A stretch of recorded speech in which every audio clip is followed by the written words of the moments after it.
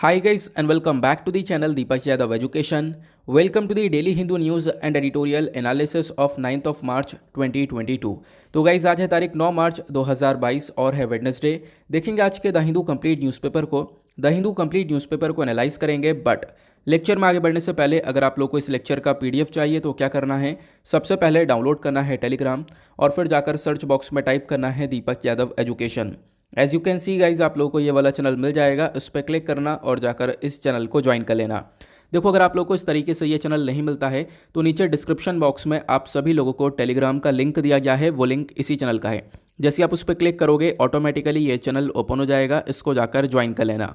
Join करने से फ़ायदा क्या होगा, यहाँ पर आप लोगों को डेली बेसिस पर लेक्चर का पीडीएफ मिल जाता है, डेली करंट अफेयर के वीडियो का पीडीएफ मिल जाता है और डेली बहुत सारे डिजिटल नोट्स मिल जाते हैं।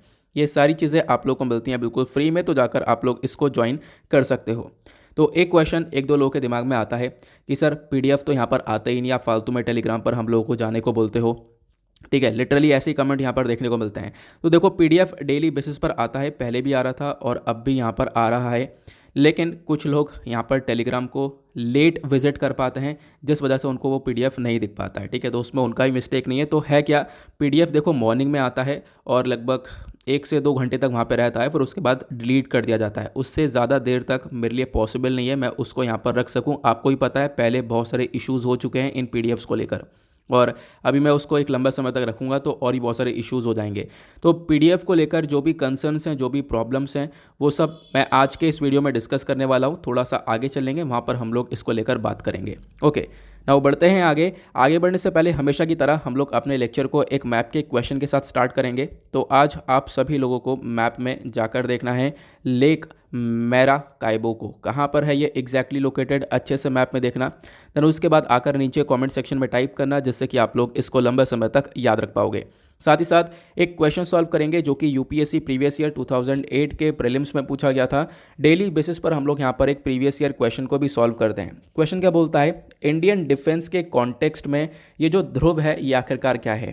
Option A aircraft carrying warship है, option B missile carrying submarine है, option C advance light helicopter है, या फिर option D intercontinental ballistic missile है।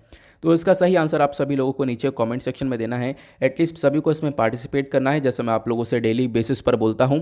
बाय द वे, इसका जो करेक्ट आंसर है मैंने आप लोगों को नीचे प्रोवाइड करवा दिया है, प्लस टेलीग्राम पर भी प्रोवाइड करवा दिया है, वहां से भी जाकर इसको चेकआउट कर सकते हो। और इसका आंसर अभी भी नहीं मिलता है तो कोई परेशान होने की ज़रूरत है नहीं, वीडियो के लास्ट में भी मैं आप लोगों को ये करेक्ट आंसर प्रोवाइड करवा दूंगा। तो चलो शुरुआत करते हैं। ये हमारा पेज नंबर 1 पर सबसे पहला आर्टिकल आपको ये देखने को मिलेगा। इस आर्टिकल में 2-4 चीज़ें हैं जो कि डायरेक्टली एग्जामिनेशन के पॉइंट ऑफ व्यू से भी काफ़ी इंपॉर्टेंट है। बात की गई है Ukraine drops pitch for NATO. इसका मतलब क्या है, देखो आपको पता होगा ये जो सारा का सारा इशू चल रहा है, यूक्रेन रशिया के बीच का वॉर चल रहा है, वो नेटो को लेकर ही है। मतलब क्या है, मैं आप लोगों को थोड़ा सा समझाता हूँ। नेटो का फुल फॉर्म है नॉर्थ एटलांटिक ट्रीटी ऑर्गेनाइजेशन। आज के टाइम पर इसके अंदर 30 देश हैं। ठीक है, पहले बहुत कम हुआ करते थे, आज के टाइम पर इसके अंदर सारी कंट्रीज़ को ऐड कर करके इस पूरे ग्रुप को काफ़ी बड़ा कर दिया गया है। तो अभी यूक्रेन की मांग थी, यूक्रेन की डिमांड ये थी कि हमें भी नेटो का मेंबर बनना है, और ये जो यूक्रेन की मांग है इसके अगेंस्ट में है बिल्कुल रशिया। रशिया नहीं चाहता कि यूक्रेन नेटो का मेंबर बने। ठीक है, इसी को लेकर काफ़ी डिस्प्यूट्स स्टार्ट हुए, उसी की वजह से यहाँ पर ये वॉर स्टार्ट हो चुकी है पूरी। तो अभी फिलहाल यहाँ पर जो ये यूक्रेन की डिमांड थी, यूक्रेन का प्लान था कि हम नेटो का मेंबर बनेंगे, नेटो की मेंबरशिप को लेंगे, तो इसी प्लान को ड्रॉप कर दिया है यूक्रेन ने। तो यूक्रेन के जो प्रेसिडेंट हैं, जिनका नाम है वोलोदिमिर जेलेंस्की, इन्होंने बोला अब यहाँ पर हम लोग नेटो की मेंबरशिप के लिए और ज़्यादा कोई प्रेस करेंगे नहीं, ऐसा इन्होंने खुद यहाँ पर अपनी तरफ से स्टेटमेंट दिया है। साथ ही साथ इन्होंने बोला कि अभी यूक्रेन के 2 एरिया हैं, दोनबास रीजन के अंदर लुहांस्क और दोनेत्स्क 2 एरिया आपको देखने को मिलेंगे।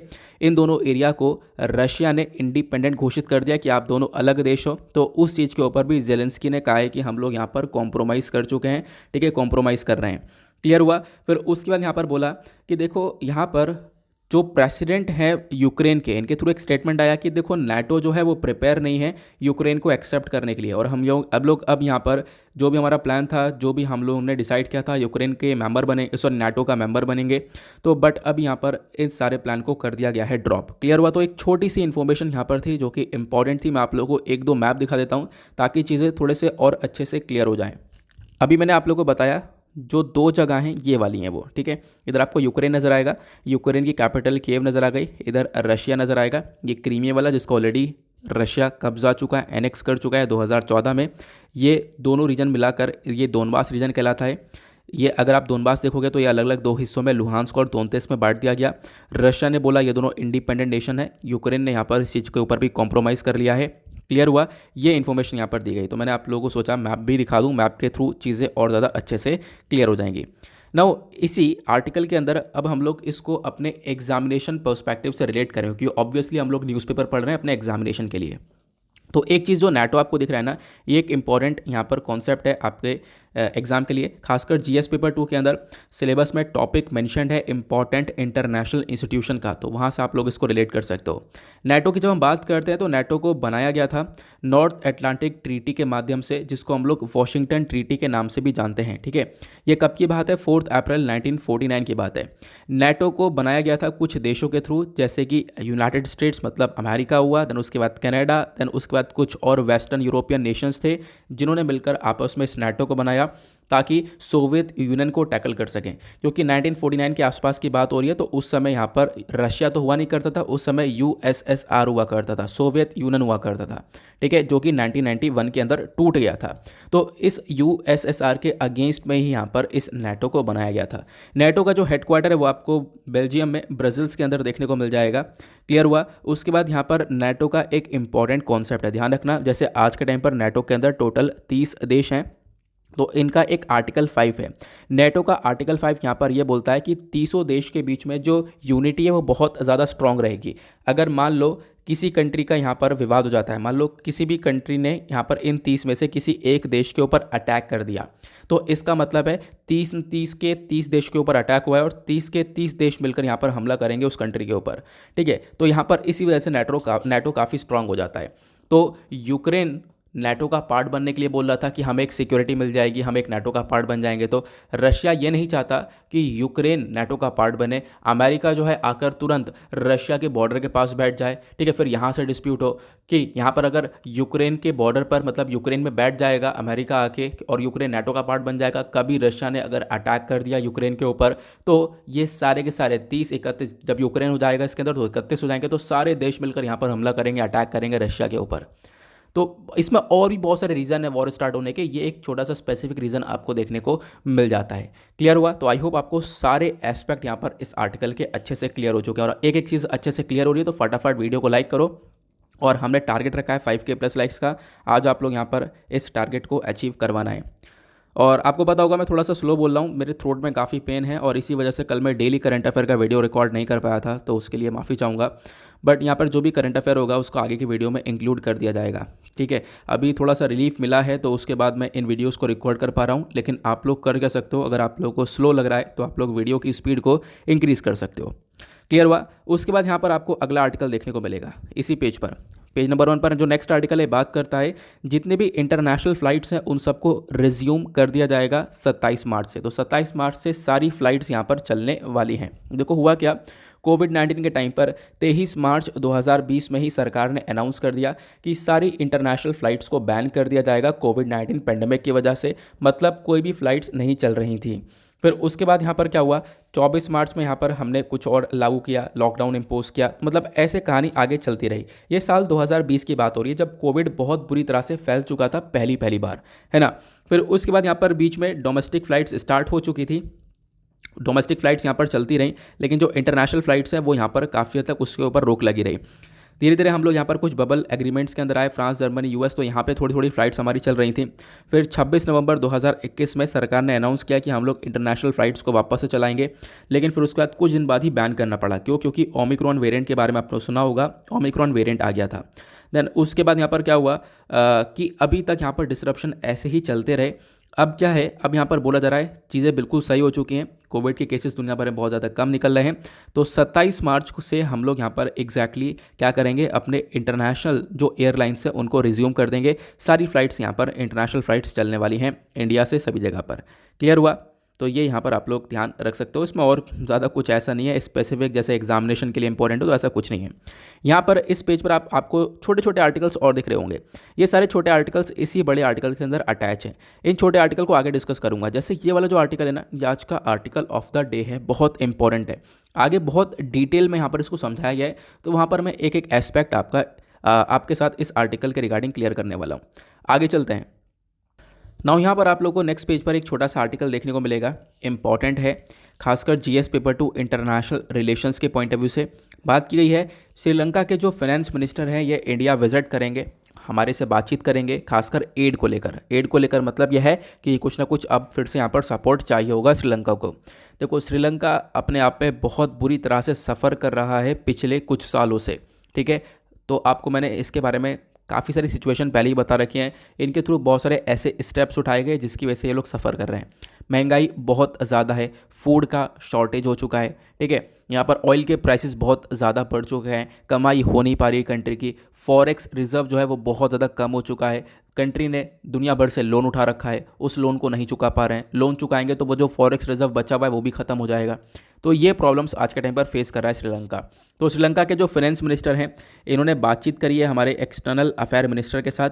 फिर उसके बाद यहाँ पर इन्होंने बोला कि ये अब यहाँ पर इसी महीने के लास्ट में ट्रैवल करेंगे भारत में, और भारत में आने के बाद यहाँ पर अगेन कुछ सपोर्ट चाहिए होगा जिसको लेकर यहाँ पर डिस्कशन किया जाएगा। क्लियर हुआ।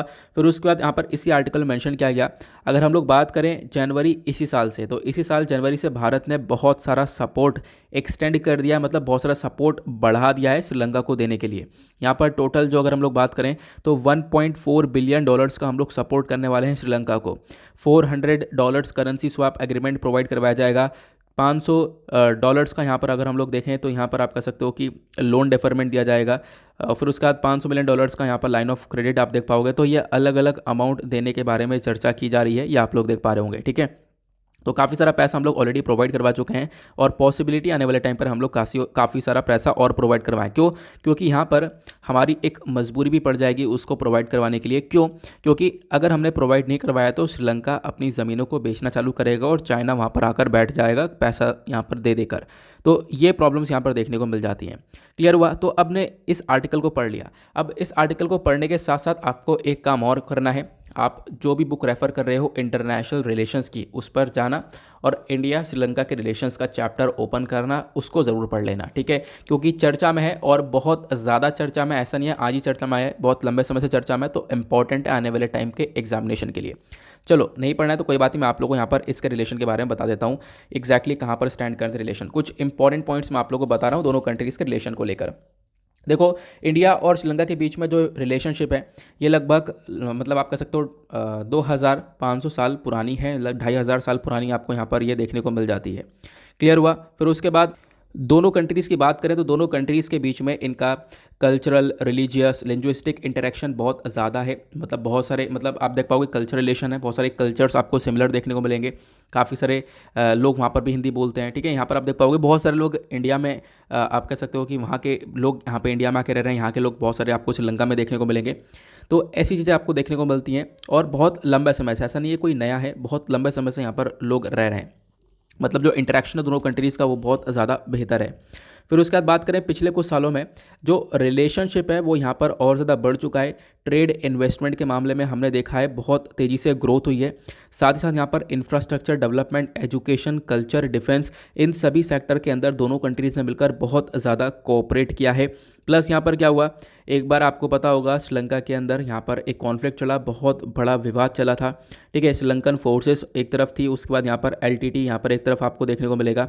तो यहाँ पर भारत ने पूरी तरह से श्रीलंका की सरकार को सपोर्ट किया, उस समय भी हमारा सपोर्ट श्रीलंका को रहा था, ठीक है। फिर उसके बाद यहाँ पर इसी पॉइंट में कमर्शियल रिलेशंस के बारे में बताया गया, जो कि किसी भी कंट्री के रिलेशंस के अंदर एक मोस्ट इंपॉर्टेंट पॉइंट होता है कमर्शियल रिलेशन।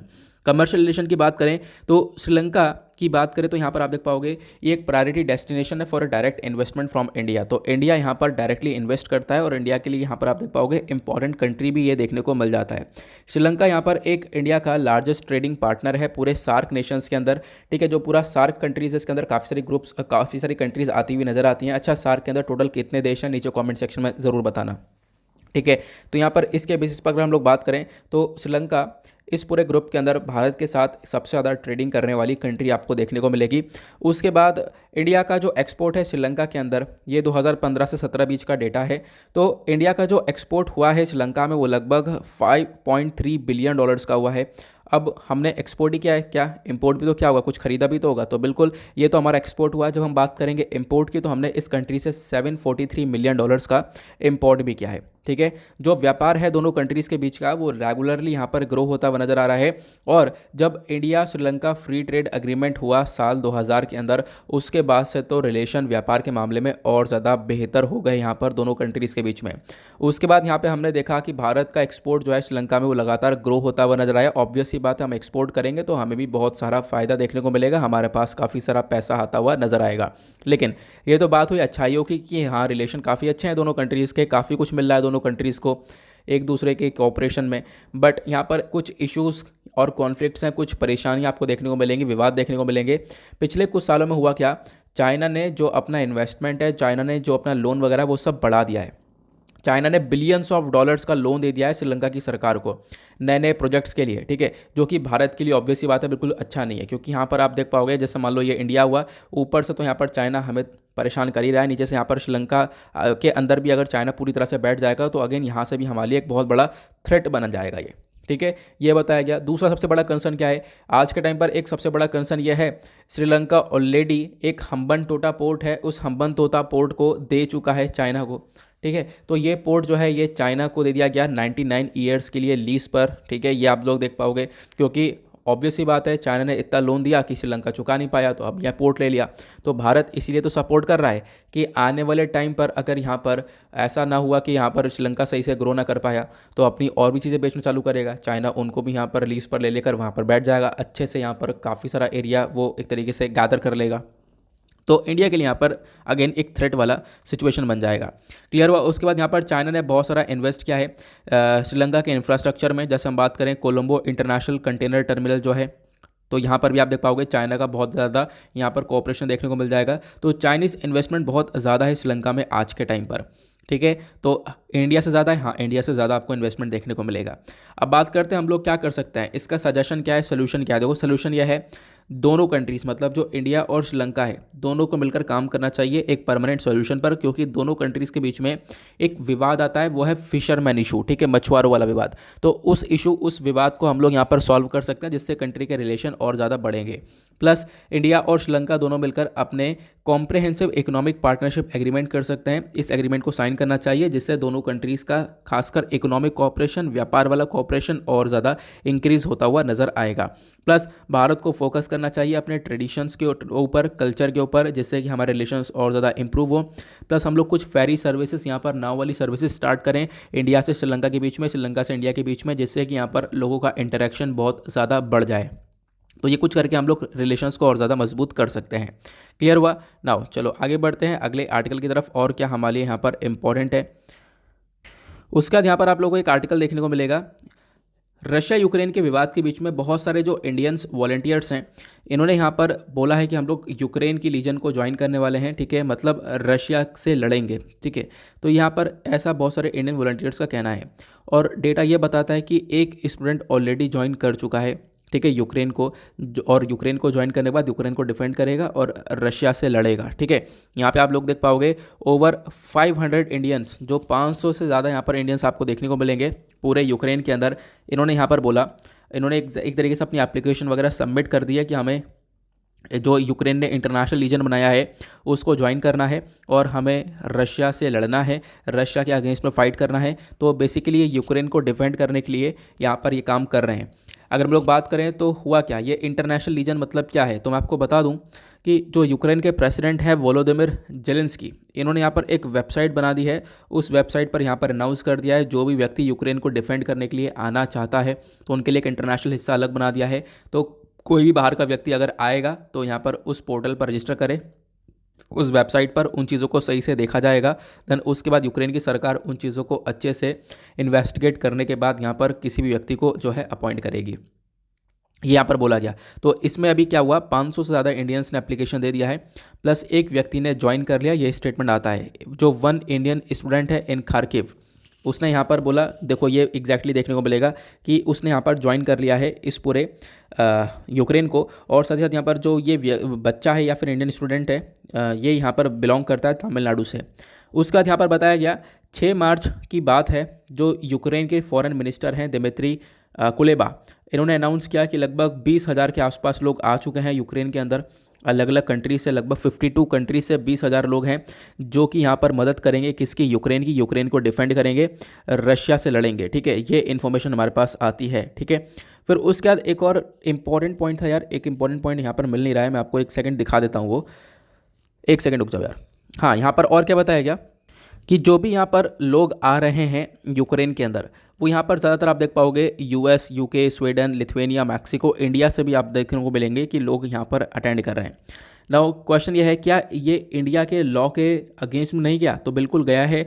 इंडिया के अंदर एक डोमेस्टिक लॉ है जो कि बात करता है कि अगर कोई ऐसा काम करता है दूसरे कंट्री के अंदर, यहाँ पर इस प्रकार से किसी ऐसे एग्रीमेंट को ज्वाइन करता है, तो वो पनिशेबल है, ठीक है। अंडर द चैप्टर 6, ये चैप्टर 6 सेक्शन 121 से लेकर 130 के बीच में जो इंडियन पिनल कोड है उसके अंदर बताया गया, ये कहीं ना कहीं एक पनिशेबल ऑफेंस देखने को मिलता है, ठीक है। तो ये आप लोग देख सकते हो, ये कुछ इंपॉर्टेंट चीज़ें थी जो कि मैंने आप लोगों को इस आर्टिकल में बता दी हैं। उसके बाद आगे हम लोग बात करेंगे, एक आर्टिकल आपको ये देखने को मिलेगा, इंडिया चाइना दोनों मिलकर एक fresh round of talk start करने वाले हैं, मतलब बातचीत करने वाले हैं। इंडिया और चाइना के जो कॉप्स कमांडर होंगे, ये मार्च 11, तो मतलब 11 मार्च आने वाली है, तब डिस्कशन किया जाएगा। और डिस्कशन में क्या रखा जाएगा, जो खासकर आज के टाइम पर एरियाज़ हैं, एलएसी वाले रीजन पर आपको बहुत सारे एरियाज़ देखने को मिलेंगे जहां पर दोनों कंट्रीज़ की आर्मी के बीच में काफ़ी सारे विवाद हैं, तो उन विवाद को सॉल्व किया जाएगा। प्लस यहाँ पर ये बोल रहे हैं हम कोशिश करेंगे एक म्यूचुअल एक्सेप्टेबल सोल्यूशन को हम लोग लेकर आएँ, मतलब एक उपाय लेकर आएँ अपने दोनों कंट्रीज़ के विवाद का, और एक पॉजिटिव सोल्यूशन की हम लोग यहाँ पर पूरी तरह से आशा रख रहे हैं। तो आने वाले टाइम पर 11 मार्च को पता चलेगा आखिरकार क्या सोल्यूशन निकल कर आया है। बाकी इस आर्टिकल को आगे मत पढ़ना, क्योंकि आगे आर्टिकल में वही बात बोली गई है कि जब से रिलेशन ख़राब हुए 2020 में गलवान वैली में क्या हुआ, वो इंसिडेंट्स के बारे में बताया गया, जो कि आपको मैं हज़ारों बार डिस्कस कर चुका हूँ, ठीक है। तो मैं आपको एक बार मैप में भी दिखा देता हूँ ये एरिया। नाउ जब हम लोग बात करते हैं भारत और चाइना के बीच में, तो भारत और चाइना के बीच में लगभग 3 ऐसी जगह हैं जहां पर विवाद रहता है, जहां पर चाइना घुसने की कोशिश करता है इंडियन टेरिटरी में। आपको अक्साई चीन वाला एरिया देखने को मिलेगा, उसके बाद यहाँ पर सेंट्रल सेक्टर वाला एरिया देखने को मिलेगा, देन उसके बाद ईस्टर्न सेक्टर अरुणाचल प्रदेश वाला। क्लियर हुआ? यहाँ पे अगर हम लोग थोड़ा सा डिटेल से देखें तो अक्साई चीन वाला एरिया आपको यहाँ पर देखने को मिल जाएगा। ये गालवान वैली पर जो इंसिडेंट हुआ था उसके बारे में आपको पता होगा। हॉट स्प्रिंग, गोगरा, यहाँ सभी पर अभी डिसएंगेजमेंट हुआ है, ठीक है, मतलब जो फोर्सेस हैं वो पीछे जा चुकी हैं। पेंगोंग सो लेक का नाम आपने सुना होगा, पेंगोंग सो लेक भी आपको यहाँ पर ये देखने को मिलेगी, ठीक है। इधर की साइड ये जो पोर्शन आपको दिख रहा है, यहाँ पर आपको पेंगोंग सो लेक देखने को मिल जाती है। उसके बाद यहाँ पर आप देख पाओगे कुछ और एरिया बताया गया है, ये आपको ऑलरेडी पता है। अक्साई चीन वाला एरिया के बारे में एक और मैप दिया गया है। तो ये कुछ एरियाज़ है जिसमें एक सबसे बड़ा कंसर्न देखने को मिलता है दोनों कंट्रीज़ को लेकर, उन कंसर्न्स को रिजॉल्व करने के बारे में चर्चा की गई है, ठीक है। आगे चलते हैं अगले आर्टिकल की तरफ। नाउ आते हैं पेज नंबर 15 के ऊपर, दैट इज़ वर्ल्ड सेक्शन। देखेंगे दुनियादारी में क्या चल रहा है। दुनियादारी में क्या चल रहा है आपको पता है, एक ही इशू सबसे ज़्यादा कवर किया जा रहा है, लेकिन एक लौता आर्टिकल इंपॉर्टेंट है आज के लिए, बहुत ज़बरदस्त है। हुआ क्या है, जो बाइडन ने रशिया के ऑयल इंपोर्ट को कर दिया है बैन, ठीक है। अब वो जो रशिया एक तरीके से ऑयल भेजता था यूएस के अंदर, तो अब वो ऑयल नहीं जाएगा, तो मतलब कि रशिया को बहुत ज़्यादा नुकसान होने वाला है। यूएस के अंदर ऑयल के दाम बहुत ज़्यादा इंक्रीज़ होने वाले हैं, और भी दुनिया भर के अंदर ऑयल क्राइसिस हम लोग को देखने को मिल जाएगा। क्यों? आपने ईरान के बारे में सुना होगा, कुछ दिन पहले मैंने आप लोगों को डेली करंट अफेयर के वीडियो में ईरान न्यूक्लियर डील के बारे में पढ़ाया था, ठीक है। वहाँ पर हम लोगों ने पढ़ा यह भी था कि एक टाइम पर क्या हुआ, यूएस ने काफ़ी सारे सैंक्शन लगा दिए ईरान के ऊपर, और ईरान से तेल लेना बंद कर दिया, ठीक है। और जैसे यूएस ने ईरान से तेल लेना बंद कर दिया, दुनिया भर में जो अलग अलग कंट्रीज़ हैं उन्होंने भी यहाँ पर ईरान से तेल लेना बंद कर दिया। तो ईरान की इकॉनमी तो हिट हुई ही, उसके बाद यहाँ पर दुनिया भर में एक काफ़ी बड़ा क्राइसिस क्रिएट हो चुका था, प्राइस बहुत ज़्यादा हाई पहुँच चुके थे। तो आज के टाइम पर भी प्राइस बहुत ज़्यादा बढ़ चुके हैं। बोला जा रहा है यहाँ पर, ये कोई दूर नहीं है कि $300 यहाँ पर बैरल ये ऑयल देखने को मिल सकता है। ये अपने आप में बहुत ह्यूज नंबर है, अभी मैं आगे आपको बताऊँगा। फिलहाल भारत के अंदर यहाँ पर एक एस्टिमेशन है, जो ये तेल के प्राइसेस हैं वो यहाँ पर 150 रुपये प्रति लीटर पहुँच सकते हैं, और उसके बाद इसको और भी ज़्यादा मतलब इसके अंदर और भी ज़्यादा बढ़ोतरी हम लोग देख पाएंगे। तो ये कुछ चीज़ें हैं जो कि आने वाले टाइम पर और कंसर्न पैदा करने वाली हैं। तो अभी जो बाइडेन के थ्रू एक स्टेप उठाया गया, जो कि मेरा मानना, पर्सनली मानना, आपकी पर्सनली सोच अलग हो सकती है, जो कि एक थोड़ा सा यहाँ पर मिस्टेकन वाला स्टेप, गलत स्टेप देखने को मिलेगा। क्यों? क्योंकि हालांकि यहाँ पर क्या है, यूएस अगर ये काम करता है तो बहुत सारी कंट्रीज़, यूएस के साथ साथ यूरोप, हाँ एग्जैक्टली मैं बात करूँ तो यूएस के साथ साथ यूके भी ये काम कर चुका है। यूके भी यूरोप का ही है। यूके भी यहाँ पर कह चुका है कि हम रशिया से ऑयल परचेस नहीं करेंगे। तो और भी कंट्रीज़ यहाँ पर जो यूरोप की हैं वो यहाँ पर तेल परचेस करना बंद कर देंगी। हालांकि ईरान के साथ भी तेल परचेज नहीं किया जा रहा है। वेनेजुएला हुआ, वेनेजुएला बहुत ज़्यादा मात्रा में तेल बेचता है, तो वेनेजुएला से भी अभी तेल खरीदा नहीं जा रहा है।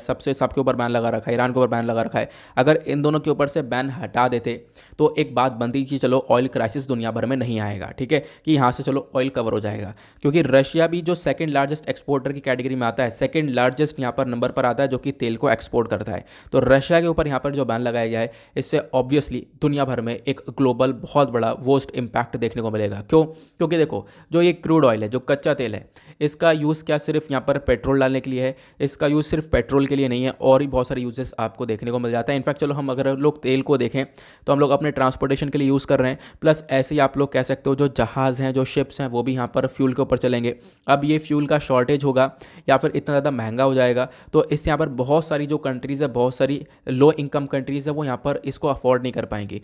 तो इनफैक्ट क्या होगा, अफोर्ड नहीं कर पाएंगी तो उनके देश के अंदर सामान पहुंच नहीं पाएगा, क्योंकि यहाँ पर क्या होगा, जो जहाज़ हैं वो यहाँ पर इतने महंगे तेल को लेकर नहीं चल सकते। ठीक है, अब ऑब्वियस सी बात है, जहाज़ के अंदर फ्यूल चाहिए, अब वो फ्यूल यहाँ पर फिर बहुत ज़्यादा महंगा पड़ जाएगा। तो मतलब अपने आप में बहुत सारे बड़े बड़े क्राइसिस देखने को मिल सकते हैं। तो ये कंसर्न आज के टाइम पर यूएस के प्रेसिडेंट की साइड से स्टार्ट कर दिया गया है एग्जैक्टली, अगर हम लोग बोले तो। नाउ ये तो अगर आप कहोगे तो हमने बात कर ली दुनिया भर की। अब बात करते हैं इंडिया के लिए स्पेसिफिक। तो इंडिया के अंदर भी सिचुएशन और वर्स्ट हो जाएगी। जैसे मैंने आपको बताया, तेल के प्राइसेस ऑलरेडी यहाँ पर बहुत ज़्यादा हाई हैं। पिछले 14-15 सालों में इतने ज़्यादा तेल के प्राइसेस कभी नहीं बढ़े हैं, लेकिन अभी यहाँ पर कोई ऐसा सिचुएशन आता है कि तेल के प्राइसेस 150 प्रति लीटर और उससे भी बढ़ सकते हैं आगे, तो यहाँ पर वो एक हिस्टोरिक एरा देखने को मिलेगा। मतलब ऐसा कभी तक हुआ ही नहीं है, ठीक है। ऐसी सिचुएशन यहाँ पर देखने को मिल सकती है। तो ये दुनिया भर में क्राइसिस है जिसकी वजह से प्रॉब्लम्स हो रही हैं। मैं अभी आप लोगों को बताता हूँ कि अगर तेल के प्राइसेस बढ़ जाते हैं भारत के अंदर बहुत ज़्यादा अल्टीमेट लेवल में, तो भारत को ऊपर क्या इम्पैक्ट पड़ेगा, क्या क्या नुकसान होगा। सबसे पहला यहाँ पे इम्पैक्ट पड़ेगा हमारे करंट अकाउंट डेफिसिट के ऊपर। मतलब कि हमारी जो इनकम है, जो हम लोग कमा रहे हैं, वो बहुत ज़्यादा कम रहेगा। हमें तेल के ऊपर ही पैसा बाहर डालेंगे सारा, ठीक है, तेल के ऊपर ही सारा पैसा खर्च जाएगा। इसको हम लोग बोलते हैं स्टैगफ्लेशन। यहाँ पर क्या होगा, हमारी इनकम तो एक तरीके से स्टेबल सी है, बट खर्चा बढ़ता जा रहा है, तो ये प्रॉब्लम्स देखने को मिल सकती हैं। तो हमारा इम्पोर्ट बिल बहुत ज़्यादा आने वाला है। फिर उसके बाद यहाँ पर दूसरा सबसे बड़ा प्रॉब्लम इन्फ्लेशन। हमारे पूरे देश के अंदर महंगाई बहुत ज़्यादा बढ़ती हुई नजर आएगी, ठीक है, यहाँ पर देखने को मिलेगा। तीसरा फिस्कल हेल्थ। यहाँ पर अगर ऑयल के प्राइसेस इस प्रकार से इंक्रीज होते रहेंगे तो सरकार को ज़बरदस्ती, यहाँ पर देखो अब ऑब्वियस ही बात है, 150-170 रुपये प्रति लीटर अगर तेल पहुँचता है तो यहाँ पर सरकार को टैक्स काटने पड़ेंगे। टैक्स पेट्रोल और डीजल के ऊपर काटने पड़ेंगे, जिससे कि सरकार के पास पैसा नहीं आएगा। अब सरकार के पास पैसा नहीं आएगा तो वो यहाँ पर वो डेवलपमेंट वगैरह के ऊपर लग नहीं पाएगा, तो इससे और ज़्यादा वर्स्ट सिनेरियो क्रिएट हो जाएगा। इकोनॉमिक रिकवरी हमारी पहले से काफ़ी स्लो है पेंडेमिक की वजह से, और अभी ऐसा क्राइसिस आता है तो हम लोग को बहुत सारा पैसा खर्चना होगा, जिसकी वजह से हमारी इकोनॉमिक रिकवरी और ज़्यादा स्लो हो जाएगी। क्योंकि हम लोग सारा पैसा हमें यहाँ पर बहाया जा रहा है हमारे थ्रू या फिर सभी के थ्रू, क्योंकि बहुत सारा पैसा, हमारी देखो पॉपुलेशन बहुत ज़्यादा है, हमारी रिक्वायरमेंट भी थोड़ी ज़्यादा हो जाती है as compare to the other countries. Clear हुआ? तो ये इम्पैक्ट आपको इंडिया में देखने को मिल जाएगा। आई होप आपको इस आर्टिकल का एक एक एस्पेक्ट बहुत अच्छे से क्लियर हो चुका है, ठीक है। तो सारी चीज़ें क्लियर हो चुकी हैं। नाउ आगे चलते हैं नेक्स्ट कहानी के ऊपर, नेक्स्ट आर्टिकल के ऊपर। अभी फिलहाल मैंने आपको यहाँ पर एक कहानी अच्छे से बता दी है। हाँ, एक चीज़ और, जैसे मैंने आप लोगों को बताया था पीडीएफ को लेकर कोई इश्यूज़ जो है मैं आपको बताने वाला हूँ। जैसा आपने ये ओपन किया तो ये सारी चीज़ें आप लोगों को मैंने अलग से मेंशन कर रखी हैं, जो कि आर्टिकल्स को और ज़्यादा एनहांस कर देती हैं, आपके लिए प्रिपरेशन को और ज़्यादा प्रोडक्टिव कर देती हैं। तो ये चीज़ें आपको पीडीएफ के अंदर मिल जाती हैं। अब जो ये पीडीएफ है ये आपको मॉर्निंग में मिलता है। देखो अब वीडियो अपलोड हो जाएगा, जैसे कि 7:30 बजे तक वीडियो अपलोड हो रहा है, 7 से 7:30 के बीच में। तो वीडियो अपलोड होने के बाद ही यहाँ पर आपको पास पीडीएफ आ जाता है। लेकिन वो जो पीडीएफ है वो बेसिकली यहाँ पर 2 घंटे तक रह सकता है। देखो यहाँ पर अब मुझे प्लीज़ इतना फोर्स मत करो कि मैं उसको बढ़ाऊँ, उसको थोड़ा और टाइम तक इंक्रीज़ करूँ, तो ऐसा नहीं हो सकता। क्योंकि देखो आपको पता है पहले भी बहुत सारे इश्यूज़ यहाँ पर देखने को मिले हैं। ठीक है। बहुत सारे इश्यूज़ आए, इनफैक्ट यहाँ पर मतलब सिनेरियो ऐसा था कि टेलीग्राम चैनल मुझे हटाना पड़ेगा। मैंने आप लोगों के साथ वो बातें शेयर कर रखी हैं, वो शायद 19-20 दिसंबर की बात है, पिछले साल की बात है। तो इसकी वजह से वहाँ पे बीच में मैंने 1 महीने तक पीडीएफ देना ही बंद कर दिया था, मैं पीडीएफ दे ही नहीं रहा था। लेकिन अभी फ़िलहाल रिसेंटली मैंने थोड़ा सा स्टार्ट किया था इसको शेयर करना, तो स्टार्टिंग में शेयर कर देता हूँ। आप लोग स्टार्टिंग में मॉर्निंग में आप लोग डाउनलोड कर सकते हो प्लीज़, ठीक है। तो आप लोग इतना कर सकते हो, मिलिए और मॉर्निंग में डाउनलोड कर लेना। बाकी यहाँ पर जो मैंने पेड वगैरह ग्रुप वगैरह जो बनाया था, आपको पता होगा रिसेंटली परसों मैंने एक वीडियो डाली थी इंपॉर्टेंट अनाउंसमेंट करके, वहाँ पे एक पेड ग्रुप क्रिएट किया था। पेड ग्रुप में यहाँ पर बस मैं जितने को इंक्लूड किया है मैंने, बस मैं उनको इंक्लूड रहने दूंगा, आगे मैं और किसी को एक्सटेंड नहीं करने वाला, ठीक है। वहाँ पर क्या है, जैसे आप लोगों के पास पीडीएफ, देखो कुछ भी वहाँ पर अलग नहीं है। पीडीएफ जैसे यहाँ पर अगर आप लोग डाउनलोड कर पाते हो तो अच्छी बात है, बट यहाँ पर क्या है, जो वो पेड ग्रुप बनाया गया था वहाँ पर चीज़ें ऐसे की ऐसी ही पड़ी रहेंगी, उसको डिलीट नहीं किया जाएगा, ठीक है। जो भी नोट्स वगैरह वो सब ऐसे जैसे मैं टेलीग्राम पर पहले शेयर करता था वो सब पड़े हुए थे, तो उनको ऐसे ही रखा जाएगा। तो बट यहाँ पर पेड ग्रुप के लिए मैंने यहाँ पर उसको एक्सटेंड नहीं किया है बिल्कुल भी। अब यहाँ पर वो उतने जितने लोगों को मैंने यहाँ पर लिया है उतने लोग यहाँ पर उसमें रहने वाले हैं, बाकी मैं उसको एक्सटेंड नहीं करने वाला हूँ। आप लोग यहाँ से डाउनलोड करना चाहो तो आप लोग कर सकते हो, क्योंकि फिर बहुत ज़्यादा हेडेक बढ़ जाएगा। फिर यहाँ पर लोगों का कहना होगा कि आप पीडीएफ यहाँ पर प्रोवाइड करवा देते हो, तो फिर यहाँ पर आपने पेड ग्रुप क्यों क्रिएट किया। देखो पेड ग्रुप में मैंने आप लोगों को पहले बताया था जब वीडियो डाली थी कि एक स्टेबिलिटी के लिए मैं यहाँ पर एक पेड ग्रुप क्रिएट कर रहा था, वो कि वहाँ पर आपको चीज़ें जो हैं वो रेगुलर जब भी आप लोग चाहो, जब भी आपका मन हो ओपन किया आपको मिल गया वो, ठीक है। आपने अपने अकाउंट अपने फ़ोन में सेव नहीं किया है तब भी आप लोगों को वो चीज़ें वहाँ पर मिल रही हैं। बट फिलहाल अभी उसको मैं एक्सटेंड नहीं करने वाला हूँ, जो हो गया वो यहाँ पर इतना ही था, ठीक है। बाकी मैं एक्सटेंड नहीं करूँगा। बाकी आप लोग पीडीएफ अगर डाउनलोड करना चाहो तो यार प्लीज़ मॉर्निंग में कर सकते हो, मॉर्निंग में आप लोगों को दे देता हूँ। देखो आपको खुद पता होगा कोई पीडीएफ देता है कोई नहीं देता। बाकी आप कहोगे बहुत सारे चैनल पीपीटी प्रोवाइड करवा देते हैं जो पढ़ाते हैं, तो वो लोग पीपीटी प्रोवाइड करवाते हैं, है ना। पीपीटी प्रोवाइड करवा सकते हैं। पीपीटी मतलब यहाँ पे जैसे कि अब न्यूज़पेपर नहीं होगा, वो सिर्फ एक पीपीटी क्रिएट करवा दी जाएगी। और पीपीटी में आपने देखा होगा पॉसिबल नहीं है कि इतने सारे आर्टिकल्स को कवर कर दिया जाए, चाहे आप लोग कहीं पर भी देख सकते हो पीपीटी में वो सारे आर्टिकल्स कवर नहीं हो पाते हैं, वो बात नहीं आ पाती है ना। तो मतलब सारे आर्टिकल कवर नहीं हो पाते हैं बेसिकली, उसके लिए बहुत ज़्यादा टाइम चाहिए होता है, उस पीपीटी को क्रिएट करने के लिए बहुत ज़्यादा टाइम चाहिए होता है। तो आई होप आप लोग यहाँ पर सारी बातें मेरी समझ रहे होंगे। आप लोग चाहो तो यहाँ पर मॉर्निंग में इसको डाउनलोड कर सकते हो। क्लियर हुआ। बाकी यार अब पीडीएफ को लेकर कोई भी मतलब क्वेश्चन वगैरह मत करना।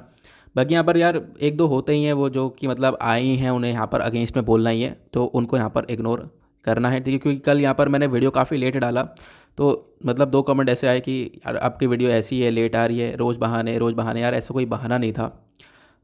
मतलब ये कोई झूठ बोलने वाली बात नहीं है। फ़िलहाल थ्रोट में काफ़ी पेन था और आज भी काफ़ी पेन है, ठीक है। तो मुझे लगता है कि आप लोगों को पता चल रहा होगा, बट किसी को लगता है तो कोई बात नहीं, आप उन्हें लगने दो। बाकी हम लोग अपना काम कर रहे हैं, अपना काम करते रहेंगे। ओके, आगे चलते हैं अगले आर्टिकल की तरफ। और क्या हमारे इंपॉर्टेंट नेक्स्ट आर्टिकल की तरफ आएंगे। देखो यहाँ पर एक छोटा सा आर्टिकल है, आपको पता होगा रिसेंटली काफ़ी चर्चा में भी था। एक आपको एलिफेंट देखने को मिलेगा, ये एक ह्यूज सा एलिफेंट श्रीलंका के अंदर। अभी फ़िलहाल क्या हुआ, इस एलिफेंट की डेथ हो चुकी है। ये एलिफेंट इंडिया ने दिया था, ठीक है। 69 ईयर ओल्ड इंडियन एलिफेंट था ये, मतलब 70 साल आप कह सकते हो अप्रॉक्स ये पुराना 70 साल का हो चुका था ये एलिफेंट, जो कि श्रीलंका को गिफ्ट किया था। हमारे जो महाराजा ऑफ मैसूरू थे इन्होंने यहाँ पर इनको गिफ्ट किया था। तो यहाँ पर आप लोग इसके बारे में थोड़ा सा ध्यान रख सकते हो। बाकी अभी इस एलिफेंट की डेथ हुई है जिसकी वजह से ये चर्चा में है। अब इस एलिफेंट का नाम क्या है, तो यहाँ पर आप लोग नीचे नाम देख पा रहे होंगे, नदुंगमुआ राजा करके यहाँ पर आपको ये एलिफेंट का नाम देखने को मिलेगा, ठीक है। आगे चलते हैं अगले आर्टिकल पर। नेक्स्ट पेज पर आएंगे तो वह हमारा बिजनेस सेक्शन, इकोनॉमी के पॉइंट ऑफ व्यू से इंपॉर्टेंट आर्टिकल को कवर करेंगे। अब इकोनॉमी के पॉइंट ऑफ व्यू से जब आर्टिकल को देखते हैं तो पूरे पेपर पर आप देख पाओगे सभी जगह पर oil oil oil oil oil के बारे में चर्चा की गई है। मतलब ऑयल के प्राइसेस इंक्रीज हो रहे हैं और भी बढ़ेंगे, वही यहाँ पर सारे आर्टिकल्स आपको देखने को मिलेंगे। तो इसमें से एक आर्टिकल हम लोग ये लेते हैं। यहाँ पर चर्चा की गई है जो बेंट क्रूड वाला तेल है, इसके प्राइसेस आप ज़्यादातर बढ़ते हुए देख पाओगे जैसे जैसे यूएस ने यहाँ पर रशिया ऑयल इंपोर्ट को बैन कर दिया है। ये मैं आपके साथ ऑलरेडी डिस्कस कर चुका हूँ कि हाँ रशिया के रशिया जो ऑयल एक्सपोर्ट करता है उसको यूएस ने बैन किया। उसके साथ साथ पॉसिबिलिटी है कि और भी कंट्रीज़ यहाँ पर बैन करती हुई नजर आएँ, ठीक है। या फिर जो यूएस है वो यहाँ पर दूसरे कंट्रीज़ के ऊपर फोर्स करे, उनको जोर दे, उनके ऊपर जोर डाले कि यहाँ पर इनको ये ऑयल बैन करना होगा, ठीक है। तो आपको ध्यान रखना है। ये तो मैं आपको सारी कहानी अभी 1 मिनट पहले ही समझाई है। बट अभी क्या है, यहाँ पर आपने एक वर्ड देखा होगा ब्रेंट क्रूड, ठीक है। ये ब्रेंट क्रूड क्या है, जो देखो आप तेल यूज़ करते हो, दुनिया में तेल भी आपको 2 प्रकार के देखने को मिलते हैं। मैंने आपको पहले ही बता रखा है, एक होता है ब्रेंट क्रूड और दूसरा होता है WTI। नहीं पता है तो मैं चलो आप लोगों को थोड़ा सा आइडिया देता हूँ उसके बारे में। देखो जो ब्रेंट क्रूड है ये कहाँ से मिलता है, तो ये हम लोग देख पाते हैं नॉर्थ सी के आसपास आपको ये ब्रेंट क्रूड मिलता है। दूसरा जो WTI है उसका नाम है वेस्ट टेक्सास इंटरमीडिएट, ये आपको यूएस के ऑयल फील्ड से मिलता है। टेक्सास नाम आपको देखने को मिलेगा, टेक्सास यूएस के अंदर है। उसके बाद लुइसियाना, नॉर्थ डकोटा, तो ये सारे एरियाज हैं जहाँ से हम लोग वेस्ट टेक्सास इंटरमीडिएट वाला ऑयल लेते हैं। क्लियर हुआ। अब ऑयल के लाइट और स्वीट के बारे में बात करें तो दोनों ऑयल ही काफ़ी हल्के हैं, बट जो ब्रेंट वाला है वो थोड़ा सा यहाँ पर उसकी जो एपीआई ग्रेविटी है वो ज़्यादा है, मतलब डेंसिटी खासकर थोड़ा गाढ़ापन ज़्यादा आपको देखने को मिलेगा। ठीक है, जो WTI है वो थोड़ा सा लाइटर देखने को मिल जाता है। सल्फ़र कंटेंट के बारे में अगर हम लोग बात करें तो जो सल्फ़र कंटेंट है वो आपको WTI के अंदर कम देखने को मिलेगा और ब्रेंट वाले तेल के अंदर ज़्यादा देखने को मिलेगा। हम लोग कौन सा यूज़ करते हैं, हम लोग ब्रेंट यूज़ करते हैं। हम लोग क्यों यूज़ करते हैं, हमें ब्रेंट सस्ता पड़ता है। ब्रेंट अरब नेशंस जो हैं हम लोग इनसे ले लेते हैं, और WTI को हम लोग लेने जाएंगे तो हमें कहाँ पे जाना पड़ेगा, अमेरिका। और अमेरिका में यहाँ पर क्या हो रहा है, देखो मैं आपको 2-3 डिफरेंस बताता हूँ। मान लो यहाँ पे हम लोग बात करें, ये अमेरिका का मैप देखने को मिल जाएगा। ठीक है, तो मतलब साइड से आपको ऐसे कुछ नज़र आएगा, नॉर्थ अमेरिका, नीचे USA, यहाँ पर आपको इस साइड से ऐसा नज़र आएगा। तो यहाँ पे आपको ये जो गल्फ़ बनाई है मैंने, ये गल्फ़ ऑफ मैक्सिको आपको देखने को मिलेगी। ठीक है, तो अब मान लो यहाँ पर टेक्सास ऊपर आपको नज़र आ जाएगा। ठीक है, तो जो WTI वाला तेल है वो यहाँ पर बीचों बीच में निकलता है। ठीक है, बीचों बीच में यहाँ पर मतलब लैंडलॉक एरिया से निकाला जाता है। लैंडलॉक एरिया से निकाल कर इसको निकालेंगे, फिर उसके बाद जहाज़ तक लेकर आएंगे, तो इसमें इतनी कॉस्ट भी लगेगी, प्लस उसके बाद यहाँ से यहाँ तक इंडिया लाने में भी कॉस्ट लगेगी। अब इस कॉस्ट यहाँ पर US से लाने में थोड़ी सी ज़्यादा लगेगी। ना अब बात करते हैं अरब नेशंस की, तो यहाँ पर आपको अरब नेशंस देखने को मिल जाएंगे, जैसे कि हम लोग बात करें तो सऊदी अरेबिया। ठीक है, ये सारी कंट्रीज़ आपको देखने को मिल जाएंगी। तो अब इनसे हम लोग तेल मंगाएंगे, तो ये लोग यहाँ पर समुद्र के पास में ही तेल को निकालते हैं, जो ब्रेंट क्रूड होता है। अब क्या होगा, वहीं पर तेल निकाल के वहीं से ये इंडिया के पास, तो ऐसा दूर से लाना की कोई शिपिंग कॉस्ट नहीं जाएगी, प्लस यहाँ से डायरेक्टली आप देख पाओगे इंडिया के अंदर आ जाता है, और यहाँ से यहाँ पे चार्ज भी बहुत कम लगता है। तो अगेन हम लोग को थोड़ा सा सही पड़ता है ब्रेंट क्रूड, हम लोग इस वजह से ब्रेंट क्रूड को थोड़ा सा प्रायोरिटी पे रखते हैं, तो आप लोग ध्यान रखना। ठीक है, ब्रेंट और WTI दोनों क्या क्या हैं, आई होप आप इसके बारे में भी समझ गए होंगे अच्छे से। नाउ अब लोग चलते हैं अपने एडिटोरियल पर, देखेंगे आज के इंपॉर्टेंट एडिटोरियल्स को। नाउ बात करें एडिटोरियल की, तो पर्टिकुलरली हमारे पास 5 एडिटोरियल हैं इंपॉर्टेंट है डिस्कस करने के लिए। सबसे पहला तो यहाँ पर ये आर्टिकल हमारे लिए वॉर से रिलेटेड है, तो हम लोग यहाँ पर इसको डिस्कस नहीं करने वाले हैं। ठीक है, काफ़ी कुछ हम लोग वॉर के रिगार्डिंग डिस्कस कर चुके हैं, सब कुछ आपको पता है। एक आर्टिकल अच्छा है यहाँ पर ये है, इसको हम डिस्कस करेंगे कि जो ये टोबैको है, आज के टाइम पर तंबाकू का यूज़ बहुत ज़्यादा हो रहा है, तंबाकू का यूज़ कम करना है, लोगों की जान बचानी है, तो उसके लिए आपको टैक्स को बढ़ाना होगा, ऐसा यहाँ पर ऑथर बोलते हैं। पहले काफ़ी सालों में टैक्स नहीं बढ़ा है, तो टैक्स को बढ़ाओ। ठीक है, उसके बाद यहाँ पर बात की गई ग्लोबल स्टैगफ्लेशन रिस्क के बारे में, कि यहाँ पर क्या है, इंडिया को आने वाले टाइम पर टैक्स काटना पड़ सकता है तेल के ऊपर। अब टैक्स काटेगा तो यहाँ पर इंडिया में ही सिनेरियो थोड़ा सा ख़राब होगा। तो अभी इन्फ्लेशन यानी महंगाई वाली सिचुएशन देखने को मिल रही है, वो डिस्कस करेंगे हम लोग। फिर उसके बाद नेक्स्ट पेज पर आते हैं, तो यहाँ पर एक लौता आर्टिकल आपको ये देखने को मिलेगा। नेक्स्ट एडिटोरियल बहुत लेंदी है, यहाँ पर आप लोग देख पाओगे, तो हम लोग यहाँ पर काफ़ी कुछ डिस्कस करने वाले हैं। बात की गई है कि ताजमहल को लेकर बहुत सारी यहाँ पर झूठी बातें हैं। ठीक है, तो उनके ऊपर यहाँ पर क्या है, ये धूल डालेंगे और सच्चाई बताएंगे ऑथर। सच्चाई ये बता रहे हैं कि देखो, कहा यह जाता है कि जो ताजमहल है, ताजमहल को बनाया गया था शाहजहाँ के थ्रू। ठीक है, अब शाहजहाँ ने ताजमहल बनवाने के बाद जिसने बनाया था उसके हाथ कटवा दिए थे, आपको पता होगा। लेकिन ऑथर बोलते हैं नहीं, ऐसा नहीं है, वो सिर्फ किताबी बातें हैं, ऐसे यहाँ पर कुछ भी ऐसा नहीं है, हाथ वाथ कुछ नहीं कटवाए थे। तो ऑथर ने यहाँ पर ये चीज़ें मेंशन करी हैं, तो हम लोग डिस्कस करेंगे। ये बता रहे हैं कि क्या क्या झूठ हैं ताजमहल के बारे में, वो सारी बातें यहाँ पर एक्सप्लोर कर रहे हैं, उसको हम लोग डिस्कस करने वाले हैं। उसके बाद आगे बात करेंगे हम लोग अपने टेक्स्ट और कॉन्टेक्स्ट पर। हमारे पास 2 आर्टिकल हैं, वो हम लोग अभी डिस्कस करेंगे। तो चलो पहले स्टार्ट कर लेते हैं, यहीं से स्टार्ट कर लेते हैं। चलो ठीक है, ये वाले आर्टिकल से स्टार्ट कर लेते हैं। यहाँ पे बात की है debunk N urban myth about Taj Mahal. ठीक है, तो अभी क्या है यहाँ पर, देखो जो ये मैनूमेंट है ताजमहल, आपको पता है आगरा में स्थित है। ताजमहल जो है एक यूनेस्को वर्ल्ड हेरिटेज साइट है। मैं यहाँ से डिस्कस कर रहा हूँ, सारे लाइन टू लाइन में आपको बताता चलूँगा ऑथर ने क्या बोला है। ठीक है, तो ताजमहल यहाँ पर यूनेस्को वर्ल्ड हेरिटेज साइट है। ताजमहल की जब हम लोग बात करते हैं तो अपने आप में एक इंपॉर्टेंट आज के टाइम पर टूरिज्म सेक्टर में आप देख पाओगे, तो हम लोग को काफ़ी सारा रेवेन्यू भी जनरेट करके देखता है। बात करें यूनेस्को की, तो यूनेस्को ने यहाँ पर इसको डिस्क्राइब किया है एक मास्टरपीस है आर्किटेक्चरल स्टाइल का। और यहाँ पर ये बोला जाता है ये जो 17th सेंचुरी का वंडर है, यहाँ पर ये काफ़ी चर्चा में आ चुका है। चर्चा में क्यों आ चुका है, तो अभी यहाँ पर उसके बारे में बताया गया। चर्चा में इसलिए आया है कि अभी रिसेंटली जो हमारे प्राइम मिनिस्टर है नरेंद्र मोदी जी, इन्होंने काशी विश्वनाथ धाम का उद्घाटन किया दिसंबर 2021। मैंने इसके बारे में पढ़ाया था, ठीक है, काशी विश्वनाथ के बारे में। तो पिछले महीने मतलब पिछले साल लास्ट महीने में यहाँ पर इसका उद्घाटन किया गया। तो यहाँ पर जब इसका उद्घाटन किया गया तो प्राइम मिनिस्टर नरेंद्र मोदी जी ने जो है फूल वगैरह बरसाए उनके ऊपर। जो सैनिटेशन वर्कर्स थे जिन्होंने यहाँ पर पूरे टेम्पल को, पूरे मंदिर को साफ रखा, तो उनके ऊपर फूल वगैरह बरसाए गए। ठीक है, तो ये यहाँ पर क्या हुआ, जब फूल वगैरह बरसाए गए, उनको जिन लोगों ने यहाँ पर एक काम किया, जिन्होंने साफ़ सुथरा रखा टेम्पल को, उनको बहुत ज़्यादा अप्रेज़ किया गया। तो ये चीज़ें ना मीडिया ने कवर करी और यहाँ पे बोला गया, मुगल्स को क्रिटिसाइज़ किया गया। मतलब ये चीज़ें देखकर मुगल्स की आलोचना की गई। मुगल्स की आलोचना क्यों की गई कि प्राइम मिनिस्टर जो हमारे नरेंद्र मोदी जी हैं, वो यहाँ पर देखो किस प्रकार से उन लोगों को ऊपर फूल बरसा रहे हैं, उन लोगों को कैसे अप्रेज़ कर रहे हैं जिन्होंने यहाँ पर एक काम किया है। बट मुगल्स में यहाँ पर क्या होता है, शाहजहाँ ने क्या किया था, शाहजहाँ ने यहाँ पर हाथ कटवा दिए थे ताजमहल बनाने वाले के। तो ये चीज़ें यहाँ पर बताई गई। तो इस चीज़ का यहाँ पे मुगल्स का काफ़ी ज़्यादा आलोचना देखने को मिली, ऐसे यहाँ पर बताया गया। ठीक है, तो आलोचना क्या हुई, मैंने आपको बताया Shah Jahan had chopped off the hands of those who had built Taj Mahal. मैंने आपको बताया कि शाहजहाँ ने हाथ कटवा दिए थे उस व्यक्ति के जिसने यहाँ पर ये ताजमहल बनाया है। तो इन्होंने यहाँ पर ये पॉइंट उठाया और पॉइंट उठाने के बाद यहाँ पे बोला कि थोड़े से समय में ये सोशल मीडिया पर चीज़ें बहुत ज़्यादा वायरल हो गई कि देखो यहाँ पर मुगल्स में क्या हुआ था और आज के टाइम पर यहाँ पर हमारे प्राइम मिनिस्टर किस प्रकार से ये काम कर रहे हैं।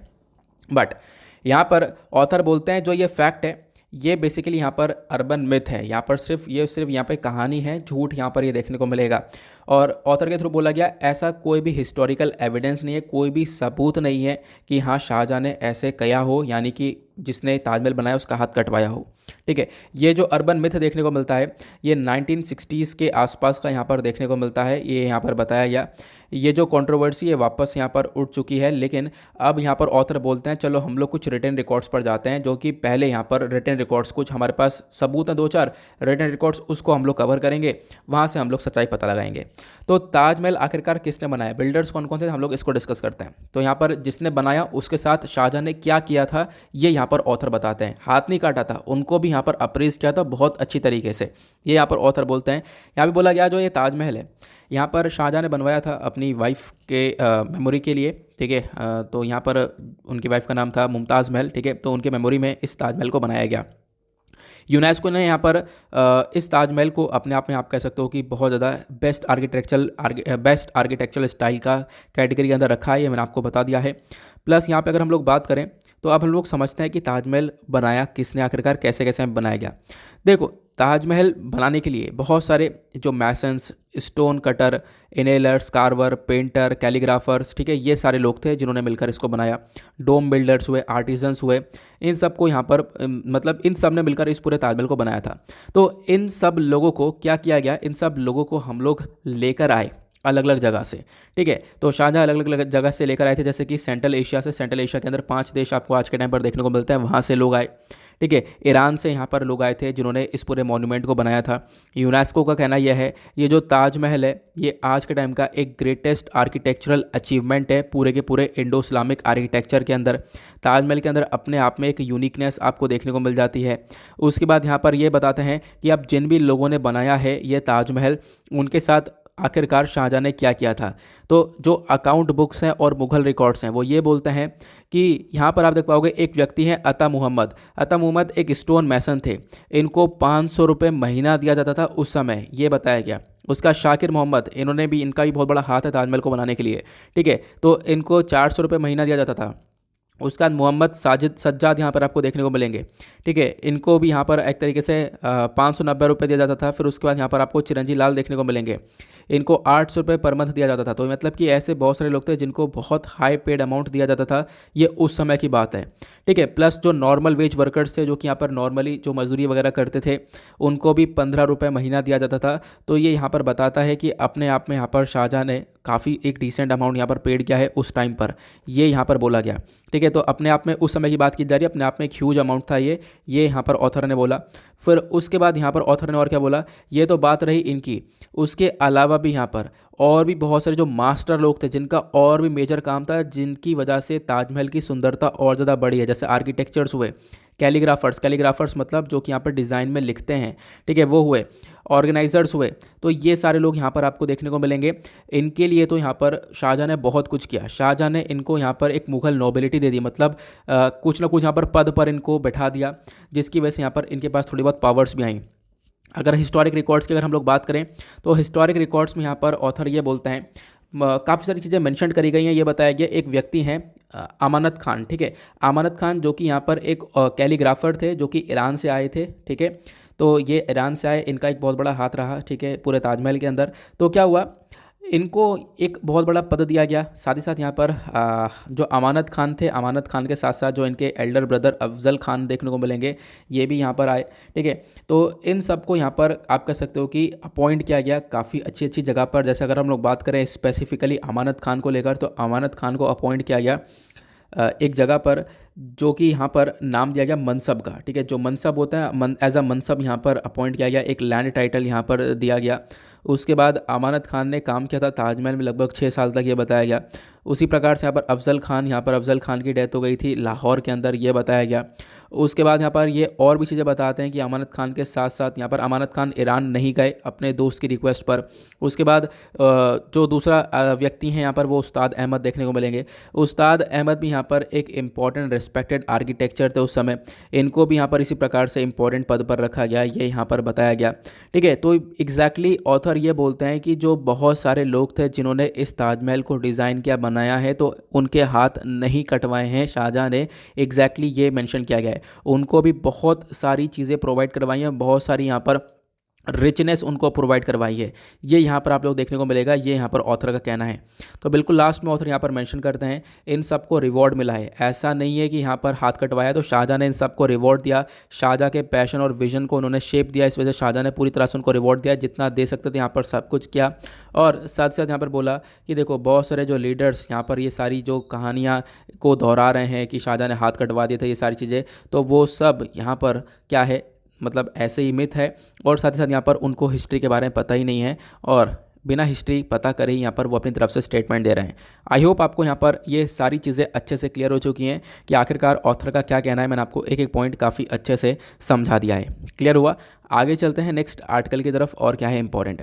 अगले आर्टिकल में बात की गई है रिवाइव टैक्स इंक्रीज़ को लेकर। यहाँ पर क्या बोला गया, ऑथर के थ्रू बोला गया, भाई आज के टाइम पर बहुत सारे लोग तंबाकू खा रहे हैं, तंबाकू खा के मर भी रहे हैं, ठीक है, बहुत सारी डेथ हो रही है रोज़ाना और सालाना भी। तो इसको रोकने के लिए कुछ करो, क्योंकि पिछले कुछ टाइम से यहाँ पर कुछ नहीं किया गया टोबैको को रोकने के लिए। टोबैको को रोकने के लिए एक बहुत अच्छा उपाय यह है कि टैक्स को बढ़ा दिया जाए। आप टैक्स बढ़ा दो, प्राइस बढ़ा दो, यहाँ पर अपने आप में बिक्री कम हो जाएगी, ऐसा यहाँ पर ऑथर का कहना है, ठीक है। इससे तो जान तो बचेगी लोगों की। यहाँ पर बोला गया कि देखो, मैं आप लोगों को एक एक करके समझाता हूँ कि कोविड-19 पैंडेमिक तो था, उसके साथ साथ एक दूसरा एपिडेमिक भी क्या है, एक साइलेंट किलर है, वो है तंबाकू, ठीक है। यहाँ पे एक साइलेंट किलर है हमारे बीच में, जो कि लगभग हर साल 1.35 मिलियन इंडियंस की जान लेता है, ठीक है। और वो यहाँ पर टोबैको का यूज़ करते हैं। टोबैको की वजह से लगभग हर रोज़ 3500, लगभग आप कह सकते हो 3500 इंडियंस की जान जाती है हर दिन, ये यहाँ पर बताया गया, एवरी सिंगल डे। तो ये अपने आप में टोबैको कितना ज़्यादा डिजास्टर्स देखने को मिलेगा, आप लोग इस डेटा से ही पता लगा सकते हो।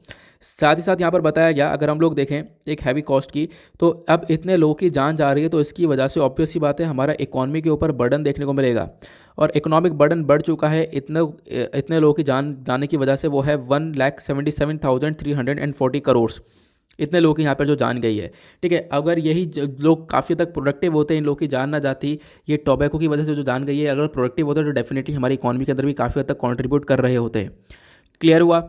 उसके बाद यहाँ पर ऑथर और क्या मेंशन करते हैं, ऑथर ने और भी डेटा दिया कि अगर हम लोग देखें तो इंडिया के अंदर यहाँ पे आप देख पाओगे, पहले कुछ समय से कुछ भी नहीं किया, पिछले कुछ समय से कुछ भी नहीं किया है तंबाकू के यूज़ को कम करने के लिए, ठीक है। तो हमें करना क्या होगा, अगर तंबाकू के यूज़ को कम करना है तो उसके लिए जो यूज़र्स हैं उसको हमें क्या करना पड़ेगा, डिस्करेज करना पड़ेगा। यूज़र्स के लिए ऐसा कुछ कर दो जो भी तंबाकू का यूज़ कर रहे हैं कि वो उसको खरीदे ही ना, ठीक है। और अभी क्या है, तंबाकू के लिए कुछ किया नहीं गया, इसकी वजह से जो नॉन यूज़र्स थे, मतलब कि जो कि तंबाकू खाते नहीं थे, वो तक यहाँ पर इसमें इसकी चपेट में आ चुके हैं, ये यहाँ पर देखने को मिला, क्लियर हुआ। तो ये यहाँ पर ऑथर ने बोला कि प्रॉब्लम्स तंबाकू की आज के टाइम पर क्या देखने को मिली है। उसके साथ इन्होंने बताया कि देखो जीएसटी हम लोग लेकर आए गुड्स एंड सर्विस टैक्स 2017 के अंदर, लेकिन कोई भी टैक्स यहाँ पर आप कह सकते हो कोई भी सिग्निफिकेंट इंक्रीज नहीं देखने को मिला तंबाकू के प्रोडक्ट के ऊपर। जहाँ पर भी तंबाकू का यूज़ हो रहा है उसके ऊपर कोई भी बढ़ावा नहीं देखने को मिला है, ये यहाँ पर बताया गया। ठीक है, उसके बाद यहाँ पर अगर हम लोग बात करें तो यूनियन बजट के अंदर काफ़ी कुछ चीज़ें अनाउंस करी हैं। तो मतलब कि फिर भी 2020-21 के अंदर थोड़ा सा बढ़ावा देखने को मिला था। सिगरेट के प्राइसेस को रफली 5% से इंक्रीज़ किया गया था। अदरवाइज सिगरेट्स के ऊपर बिल्कुल भी ध्यान नहीं दिया गया है। तो सिगरेट्स और जो ये बीड़ी हैं, ये जो तंबाकू है, ये सब बहुत ज़्यादा हानिकारक है। इसको रोकने की बहुत आवश्यकता है, जिसके लिए सरकार ने कुछ नहीं किया है। ठीक है, ये यहाँ पर ऑथर मेंशन करते हैं। और बहुत सारी जो अपॉर्चुनिटी है वो हम लोगों ने खोई है। यहाँ पर अगर हम लोग बात करें तो यहाँ पे क्या है, लगातार यहाँ पर थोड़ा बहुत टैक्स इंक्रीज़ किया गया टोबैको के ऊपर, कुछ टैक्स इंक्रीज़ किया गया, लेकिन वो 4 साल पहले किया गया था। अभी की बात करें तो अभी तक यहाँ पर 4 साल में ऐसा कुछ भी नहीं हुआ है। जीएसटी से पहले यहाँ पर थोड़ा बहुत टैक्स इंक्रीज़ हुआ था, उसके बाद से कोई टैक्स इंक्रीज़ नहीं हुआ है। टोबैको यहाँ पर लोगों के लिए बहुत ज़्यादा अफोर्डेबल है। ठीक है, अफोर्डेबल है तो आराम से खरीद रहे हैं लोग, आराम से खरीदें तो खा रहे हैं। ऐसा कर दो उसको कि वो खरीद ही नहीं पाएँ, खरीद नहीं पाएंगे तो खाएंगे नहीं, आदत छूट जाएगी कुछ टाइम बाद। ये प्रॉब्लम्स यहाँ पर देखने को मिलेंगी। उसके बाद यूनियन बजट 2022-23 यहाँ पर एक बहुत अच्छी हमारे लिए अपॉर्चुनिटी थी। तो ऑथर ने बोला है अपॉर्चुनिटी हमने क्या खोई है, वो बजट 2022-23 के अंदर हमारे लिए अपॉर्चुनिटी थी, क्योंकि हम लोग यहाँ पर टोबैको के ऊपर टैक्स को बढ़ा सकते थे। लेकिन यहाँ पर ऑथर ने बोला यहाँ पर शुरुआत हुई बजट की और शुरुआत होने के बाद एंड हो गया, लेकिन यहाँ पर टोबैको को लेकर कोई भी चर्चा नहीं की गई इस पूरे बजट के अंदर। इस साल हमारी फाइनेंस मिनिस्टर ने अपने बजट की शुरुआत करी, अपनी स्पीच स्टार्ट करी। ठीक है, ये यहाँ पर बोला गया, लेकिन यहाँ पर कहीं पर भी आप देख पाओगे कुछ भी टोबैको को लेकर नहीं देखने को मिलेगा। इनफैक्ट यहाँ पर जो आईटीसी का स्टॉक है यहाँ पर आपको स्टेबल सा देखने को मिलेगा। आईटीसी का स्टॉक यहाँ पर आईटीसी के स्टॉक के लिए कुछ किया नहीं गया, इसकी वजह से आईटीसी के स्टॉक के अंदर थोड़े बढ़ोतरी देखने को मिला। क्योंकि यहाँ पर क्या है, देखो आईटीसी के पास जो पैसा आ रहा है वो ज़्यादातर टोबैको की वजह से आ रहा है। ठीक है, तो अब इसके लिए कुछ किया नहीं गया, जिसकी वजह से यहाँ पर इसके प्राइस वगैरह भी इंक्रीज़ होते हुए चलेगा। इसका स्टॉक मार्केट स्टॉक वैल्यू वगैरह भी काफ़ी इंक्रीज़ होती हुई चली गई, यहाँ पर बताया जा रहा है।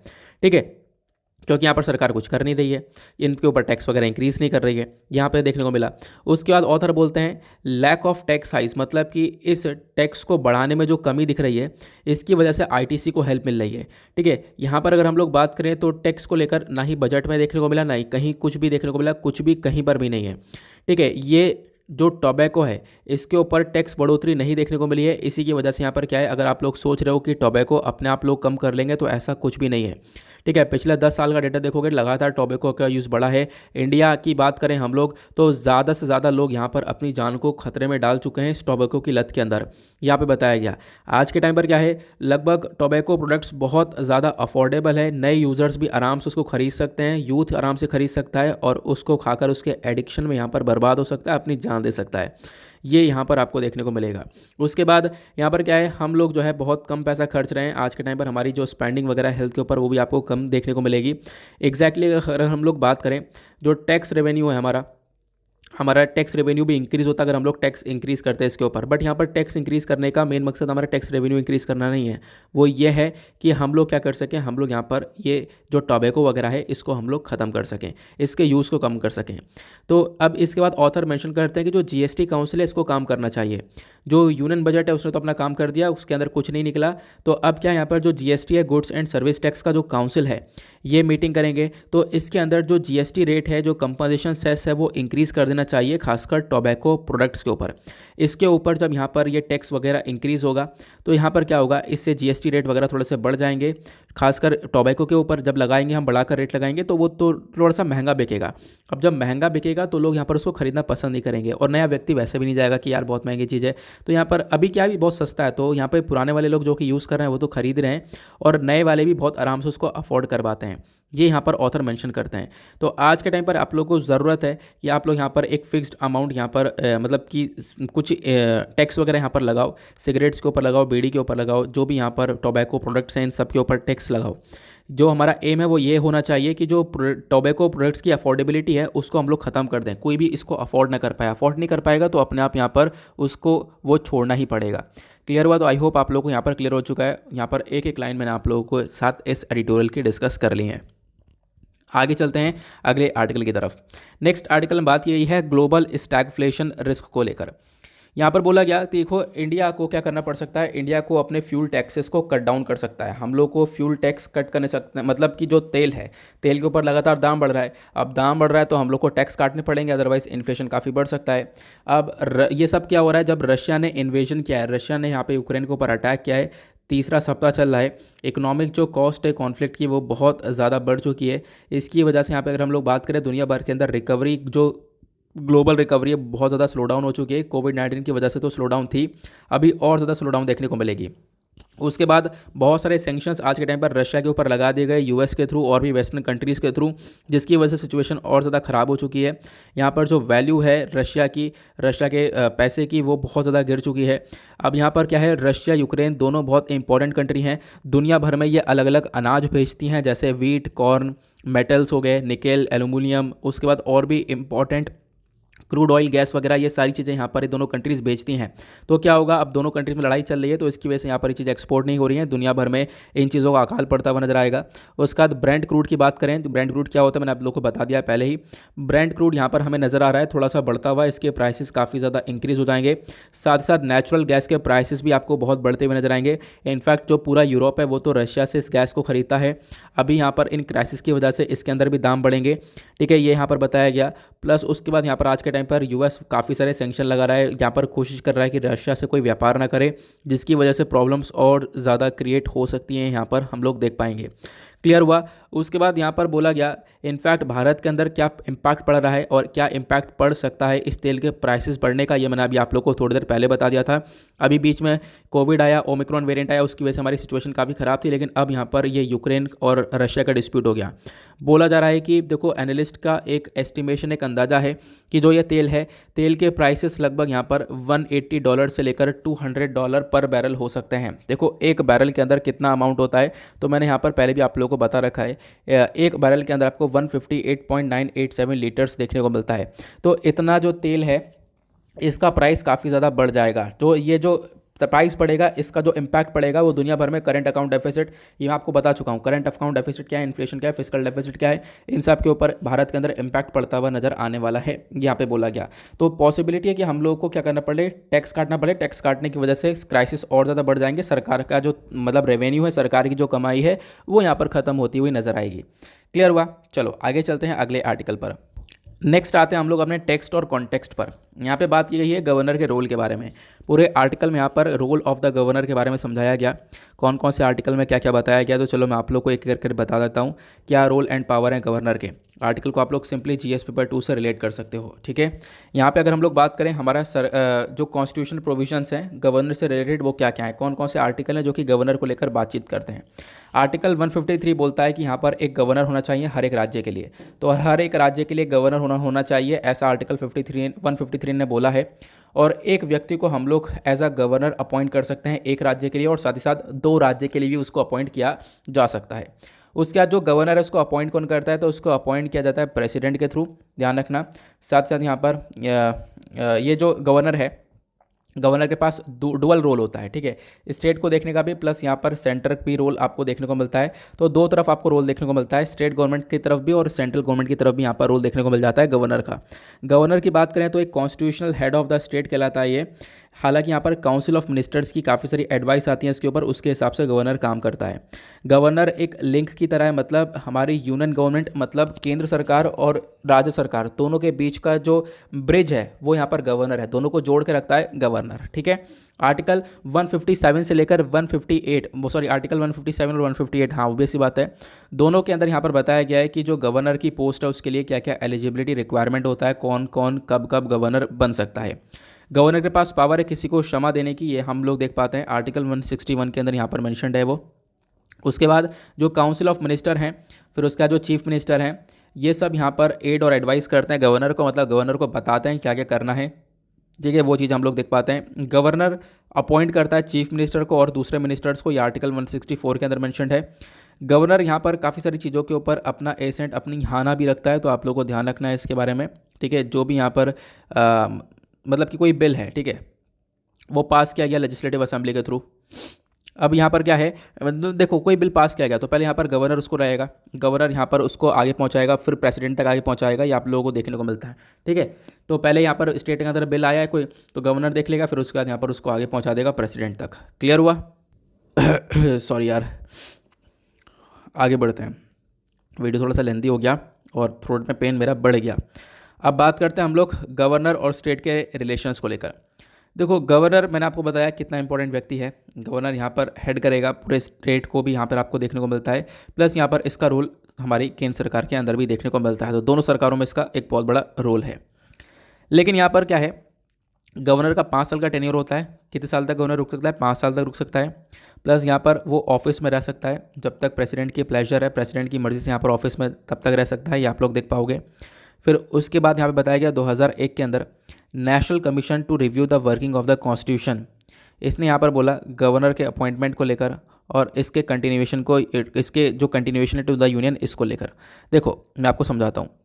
आज के टाइम पर एक बहुत बड़ा विवाद देखने को मिलता है। विवाद क्या देखने को मिलता है? जो राज्य सरकार है वो यहाँ पर गवर्नर को कहती हैं कि देखो ये जो पोस्ट है गवर्नर की, वो कहीं ना कहीं यहाँ पर मतलब कि सही नहीं है। एग्जैक्टली अगर हम लोग बात करें, बहुत सारी जगह पर जो ये गवर्नर हैं वो एक तरीके से उनका झुकाव, मतलब कर तो कंट्रोल वो स्टेट पे रहें, लेकिन झुकाव कहाँ पे रहता है? सेंट्रल गवर्नमेंट की तरफ और राज्य सरकार की तरफ। तो इससे हमारा एक वो है, स्टेटस है। क्या स्टेटस है? हम लोग यहाँ पर एक quasi federal country, quasi federal मतलब यहाँ पर अगर हम लोग देखें तो पावर्स जो हैं वो सबके पास आपको देखने को मिलेंगी। ठीक है, यहाँ पे पावर्स बटी हुई हैं, स्टेट गवर्नमेंट के पास अलग हैं, हमारी यूनियन गवर्नमेंट के पास अलग है, केंद्र सरकार अलग है, राज्य सरकार अलग है। ठीक है, ये आप लोग देख पाओगे। बट यहाँ पर क्या होगा, अब गवर्नर केंद्र सरकार का बैठेगा कहाँ पर? स्टेट गवर्नमेंट पर। तो यहाँ पर क्या बोला गया, तो कहीं ना कहीं जो पूरा कंट्रोल है वो बेसिकली हम लोग देख पाते हैं, पूरा कंट्रोल जो एग्जैक्टली हो रहा है वो यहाँ पर केंद्र सरकार करती हुई नजर आ रही है। तो इसको लेकर यहाँ पर एक डिस्प्यूट देखने को मिल जाता है। तो यहाँ पर डिस्प्यूट समझाया गया कि भाई बहुत सारी जगह पर हम लोग देख पाते हैं कि गवर्नर को लेकर काफ़ी चर्चा होती है कि जो गवर्नर का झुकाव है वो हम लोग देख पाते हैं यूनियन गवर्नमेंट की तरफ ज़्यादा होता है। तो भारत का जो फेडरलिज्म स्ट्रक्चर है वो कहीं ना कहीं यहाँ पर सही, मतलब इसको नहीं दर्शाएगा। फेडरलिज्म स्ट्रक्चर के हिसाब से यहाँ पर ये कॉन्सेप्ट बिल्कुल भी सही नहीं है। क्लियर हुआ? तो गवर्नर के बारे में आप लोग समझ गए होंगे, गवर्नर क्या है, कौन कौन से आर्टिकल में कहाँ कहाँ पर मेंशनड है, ये मैंने आप लोगों को बताया। गवर्नर के अपॉइंटमेंट के बारे में कहाँ पे कौन सा आर्टिकल में मेंशनड आपको देखने को मिलता है। गवर्नमेंट के पास पहले बिल आएगा, फिर उसके बाद गवर्नमेंट उसको आगे प्रेसिडेंट तक पहुँचा सकता है, ये मैंने आप लोगों को बताया। ठीक है, तो वो चीज़ें यहाँ पर मैंशन की गई हैं, इसको आप लोग रीड आउट भी कर सकते हो, बट यहाँ पर गवर्नर के रूल्स के बारे में आपको ऑलरेडी पता चल ही चुका है। उसके बाद इसी आर्टिकल में पंची कमीशन का भी रिकमेंडेशन है। इसका मतलब क्या बोला गया, अगर हम लोग बात करें जो गवर्नर का अपॉइंटमेंट और रिमूवल है, इसके लिए पंची कमीशन बना। पंची कमीशन ने 2010 में रिकमेंडेशन दिया। इसने बोला यहाँ पर देखो एक प्रोविज़न ऐसा होना चाहिए कि गवर्नर का जो इम्पीचमेंट है वो स्टेट लेजिस्लेचर करे, मतलब कि जो यहाँ पर राज्य सरकार है, ठीक है, उसका जो लेजिस्लेचर है वो यहाँ पर करना चाहिए गवर्नमेंट के इम्पीचमेंट को। तो ये यहाँ पर बताया गया। मतलब कुछ ऐसे रिकमेंडेशंस आते रहते हैं गवर्नर के रिगार्डिंग, तो ये यहाँ पर बताई गई। उसके बाद एक छोटा सा आर्टिकल आपको यहाँ पर ये देखने को मिलेगा, बात की गई है rules around guardianship of minors. इसका मतलब क्या है, पहले न्यूज़ समझते हैं, न्यूज़ क्या हुई है। न्यूज़ यह है कि रिसेंट पास्ट में हमने देखा है कि काफ़ी सारे चेंजेस करे गए हैं पासपोर्ट के रूल्स के अंदर, ठीक है, पैन कार्ड के रूल्स के अंदर। यहाँ पर अलाउ कर दिया गया है एक एप्लीकेंट को कि वो यहाँ पर अपने मदर का नाम भी लिख सकते हैं अगर यहाँ पर वो एक सिंगल पेरेंट है तो, ठीक है। बट यहाँ पर ये आप कह सकते हो एक इशू बन जाएगा। अब यहाँ पर क्या होता है, देखो ज़्यादातर फोर्स किया जाता है, इंसिस्ट किया जाता है फादर्स के नेम के ऊपर। आपने ज़्यादातर अपने डॉक्यूमेंट देखे होंगे, वहाँ पे फादर्स के नेम के बारे में ज़्यादा मेंशन किया जाता है।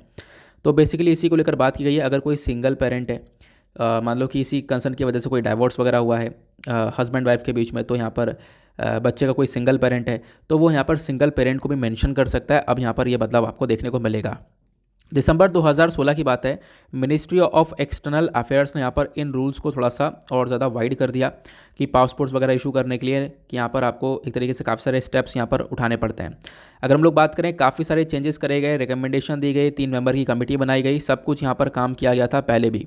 और रिकमेंडेशन ये था कि मान लो यहाँ पर एक बच्चा है, ठीक है, डाइवोर्स के बाद में यहाँ पर अब वो किसका नाम लिखे, मतलब उसके लिए नाम जो मेंशन्ड है, तो इस चेंजेस को देखते हुए यहाँ पे बोला गया यहाँ पर वो किसी का भी नाम लिख सकता है, अपने पेरेंट्स का, मदर और फादर दोनों में से किसी का भी नाम यहाँ पर आ सकता है जब हम लोग बात करते हैं पासपोर्ट वगैरह के लिए, ठीक है, क्योंकि वहाँ पर फिर फादर का ही नाम मेंशन करना होता है। तो यहाँ पे बताया गया ऐसा नहीं होना चाहिए, यहाँ पर किसी भी पेरेंट का नाम लिखना चाहिए। इसको लेकर इन्फॉर्मेशन दो हमें। तो ये जो नया आपको प्रॉपर ये रूल देखने को मिलेगा, नया पासपोर्ट एप्लीकेशन है, यहाँ पर आप कह सकते हो किसी की भी मतलब कोई भी लग जाएगा, मदर या फादर, यहाँ पर कोई भी यहाँ पर आपको देखने को मिलेगा। और आपको कोई भी डाइवोर्स डिक्री की ज़रूरत नहीं है। आप लोग कोई एक पेरेंट है, सिंगल पेरेंट, तो आप किसी के बारे में मेंशन कर सकते हो। पहले फादर के बारे में मेंशन करा था, बट अब यहाँ पर किसी के बारे में भी मेंशन कर सकते हो। क्लियर हुआ। फिर उसका यहाँ पर जो गार्डियनशिप लॉज है कंट्री के अंदर वो क्या बोलते हैं, देखो अलग अलग लॉज देखने को मिलते हैं।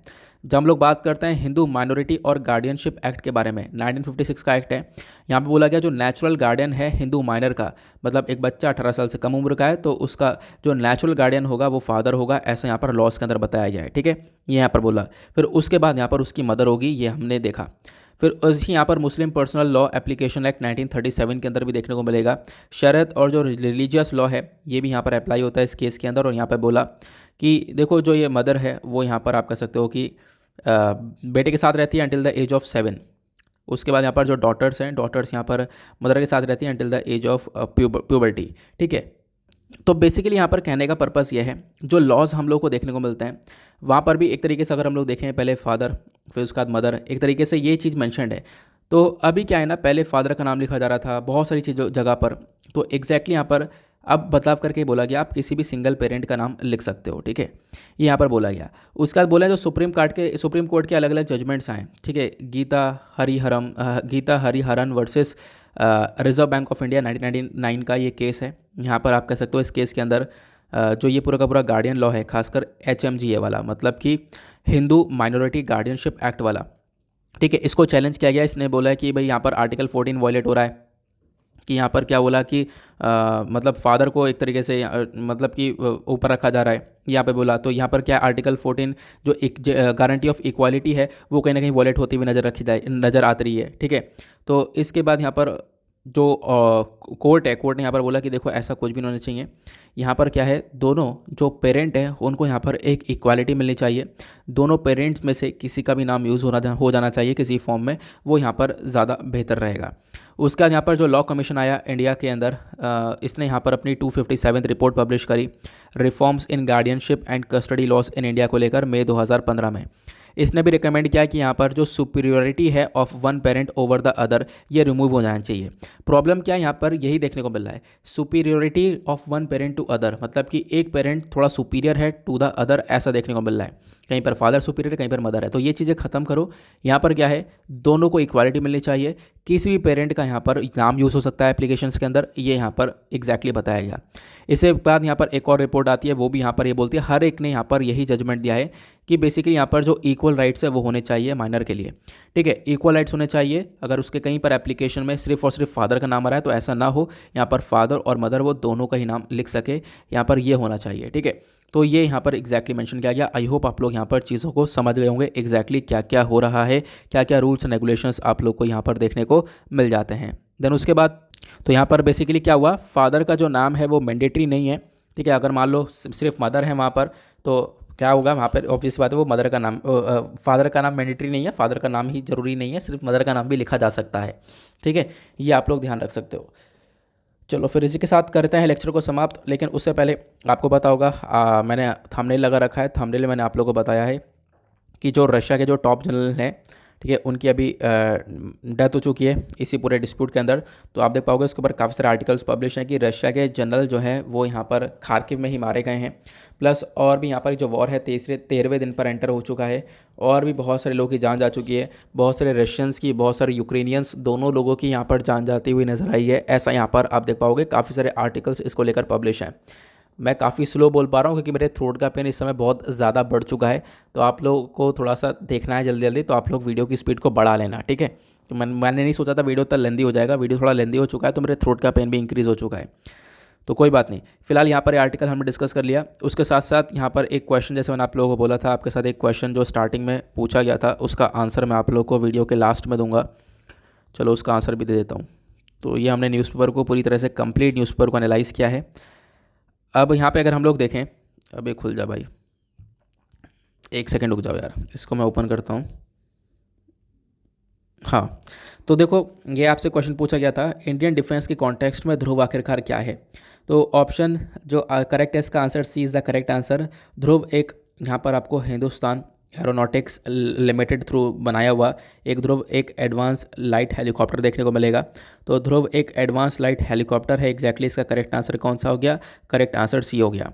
नाउ इसी के साथ करते हैं हम लोग अपने लेक्चर को समाप्त। मिलते हैं आप लोगों से नेक्स्ट वीडियो में। आज के लिए bye bye, have a nice day, thank you and जय हिंद।